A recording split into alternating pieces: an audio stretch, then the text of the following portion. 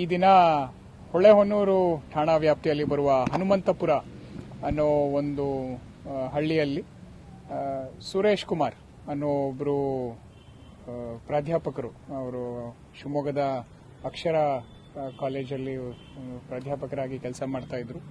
ಅವರ ಒಂದು ಬಾಡಿಯನ್ನು ಅವರದೇ ತೋಟದಲ್ಲಿ ಒಂದು ಸುಟ್ಟಿರೋ ಸ್ಥಿತಿಯಲ್ಲಿ ನಮಗೆ ಲಭ್ಯವಾಗಿದೆ.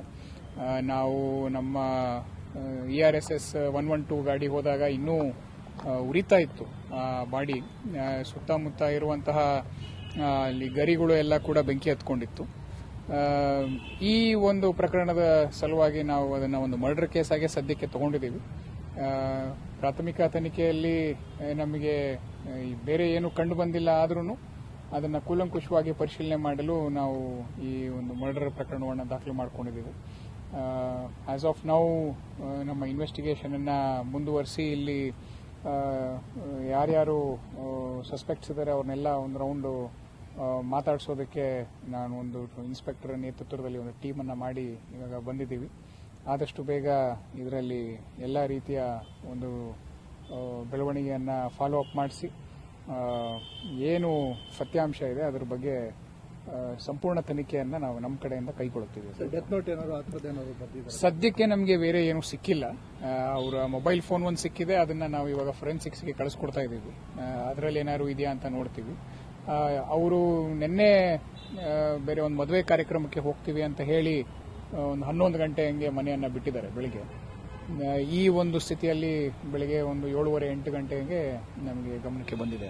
ಫ್ಯಾಮಿಲಿಗಳ ಆರೋಪ ಫ್ಯಾಮಿಲಿಯವರು ಯಾರ ಮೇಲೂ ಏನೂ ಆರೋಪ ಮಾಡಿಲ್ಲ ಸದ್ಯಕ್ಕೆ. ನಮ್ಮ ಇನ್ವೆಸ್ಟಿಗೇಷನ್ ಅಲ್ಲಿ ಮುಂದೆ ಏನಾದ್ರು ಗೊತ್ತಾಗುತ್ತೆ ಅಂತ ಅದನ್ನ ನಾವು ನೋಡ್ತೀವಿ. ಮೇಲ್ನೋಟಕ್ಕೆ ಅದು ನಾವು ಡೈರೆಕ್ಟ್ ಆಗಿ ಹೇಳೋದಕ್ಕೆ ಬರೋದಿಲ್ಲ, ಯಾಕಂದ್ರೆ ಕರ್ಕಲ ಸ್ಥಿತಿಯಲ್ಲಿರೋದ್ರಿಂದ ನಮಗೆ PM ಮಾಡಾದ್ಮೇಲೆ ಎವಿಡೆನ್ಸ್ ಗೊತ್ತಾಗೋದು. ಅದಕ್ಕಂತಾನೆ ಇವಾಗ ಇಮಿಡಿಯೇಟ್ ಆಗಿ ನಾವು PMಗೆ ಬಾಡಿನ ಇಲ್ಲೇ ಶಿವಮೊಗ್ಗಕ್ಕೆ ತರ್ತಾ ಇದೀವಿ. ಅಲ್ಲೇ ಮಾಡಿಸೋದು ಬೇಡ ಅಂತ ಹೇಳಿ ಇಲ್ಲಿ ತರಿಸಿ ಇಲ್ಲಿ ಒಂದು ಎಕ್ಸ್ಪರ್ಟ್ಸ್ಗೆ ಮಾತಾಡಿ ಅವ್ರ ಕಡೆಯಿಂದಾನೇ ನಾವು ಮಾಡಿಸ್ತಾ ಇದ್ದೀವಿ.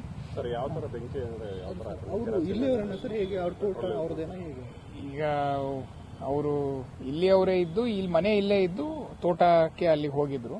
ಆಮೇಲೆ ಏನು ಮೆಟೀರಿಯಲ್ ಯೂಸ್ ಮಾಡಿದ್ರು ಅಂತ ಇನ್ನೂ ನಾವು ಹೇಳೋದಕ್ಕೆ ಆಗಿಲ್ಲ. ನಮ್ಮ ಸೋಕೋ ಟೀಮ್ ಹೋಗಿದೆ ಅಲ್ಲಿ.